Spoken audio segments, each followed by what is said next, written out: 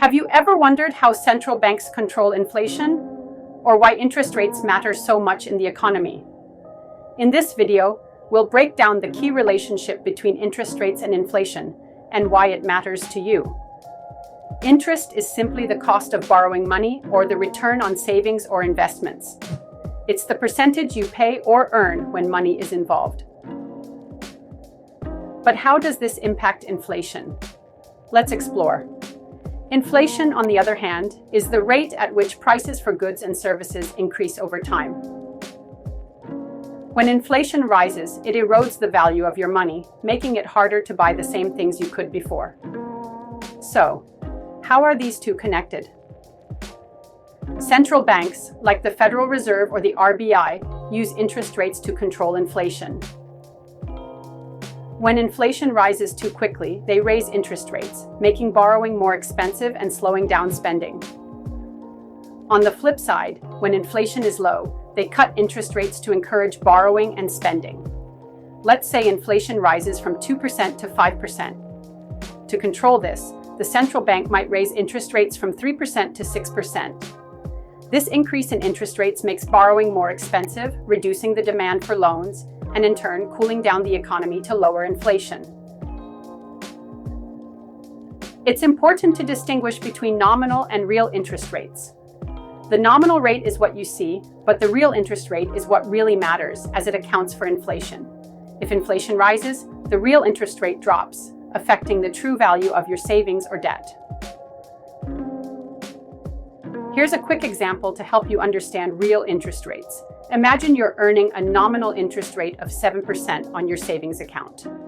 But inflation is at 3%. The real interest rate you're actually earning is 4%. This means, after accounting for inflation, your actual return is 4%. Inflation expectations play a crucial role in setting interest rates. If people expect inflation to rise, lenders will demand higher interest rates to compensate for the loss in purchasing power. Central banks monitor these expectations and adjust interest rates accordingly to maintain economic stability. Historically, the Phillips Curve suggests a trade-off between inflation and unemployment. Lowering interest rates can stimulate growth and reduce unemployment, but it may push inflation higher. Raising interest rates curbs inflation, but might slow economic growth and increase unemployment. Sometimes things don't go as planned. In rare cases like stagflation, both inflation and unemployment are high. This makes it tricky to control inflation with interest rates.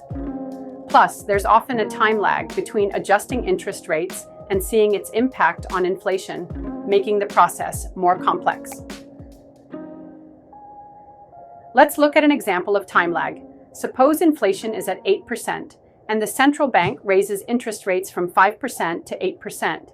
It might take several months for inflation to drop back to 4% or 3%. This lag is why central banks monitor the economy closely before adjusting rates further. In summary, interest rates are a powerful tool used by central banks to control inflation.